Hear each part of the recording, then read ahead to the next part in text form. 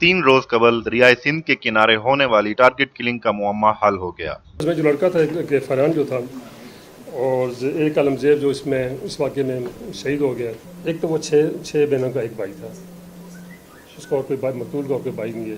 دونوں اسٹوڈنٹ تھے، ایک کلاس میں دونوں مطلب گٹھے گئے، بہت اچھے دوست تھے، بہت ہی اچھے دوست تھے، اور اس دوستی ان کی مطلب ڈیولپ ہوئی ہے، ڈیولپ ہوتی رہی ہے۔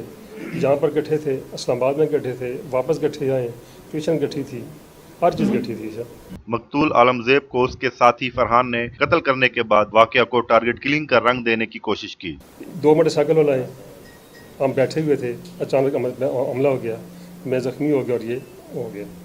اس نے اپنی انیشل رپورٹ میں اس چیز کا ذکر نہیں کیا کہ مطلب کہ میرے پاس پسٹول بھی تھا جو میں پھینک دیا میں نے۔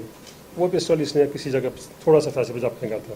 وہ پسٹول مطلب ایک لوڈیڈ پسٹول تھا، کچھ گولیاں چلی تھیں اور کچھ گولیاں اس میں اندر لوڈیڈ تھیں۔ اب وہ لوڈیڈ گولی پلس جو ایک گولی مس ہوئی تھی اور پلس جو ہول تھے، جب اس کو اپنے زاویے سے چیک کیا تو یوں لگا کہ یہ وہی پسٹول ہے کہ جو یہاں پہ استعمال ہوا ہے۔ اب فنگر پرنٹ کے لیے وہ پسٹول اس کے فنگر پرنٹ ہم نے لے لیے، وہ بھجوا دیا لیبارٹری کو، وہ بھی آ رہے ہیں۔ ڈی پی او ڈیرہ راجہ عبدالصبور نے اپنے آفس میں پریس کانفرنس کرتے ہوئے کہا کہ فرحان نے اپنے دوست کو ذاتی رنجش کا نشانہ بنایا۔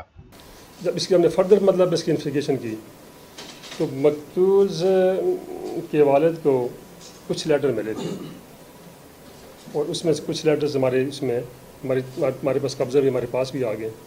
اس میں اس نے ایک زندہ گولی، لائیو گولی بھجوائی تھی، اور ساتھ یہ کہا تھا کہ آپ اپنے بیٹے کو جو فلاں گھر ہے اس میں اس کو جانے سے روکیں۔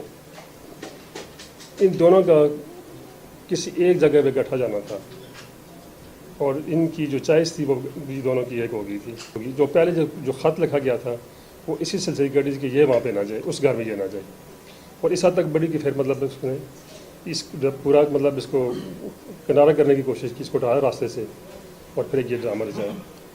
ڈی پی او ڈیرہ کے مطابق آلہ قتل سمیت مقتول کو بھیجے گئے دھمکی آمیز خطوط بھی پولیس کے قبضہ میں ہیں اور مقدمہ کی مزید تفتیش جاری ہے۔ وہاں کا گاؤں کا بندہ ہے جس نے اس کو مطلب ہے کہ جب یہ آپس میں ان کا جھگڑا شروع ہوا اور جھگڑے کے دوران پھر مطلب ہے جب فائرنگ ہوئی تو وہ سارا مطلب ہے کہ سلسلہ وہ دیکھ رہا تھا۔ کیمرہ مین ملک حشمت کے ساتھ حماد خلیل، دامان ٹی وی، ڈیرہ اسماعیل خان۔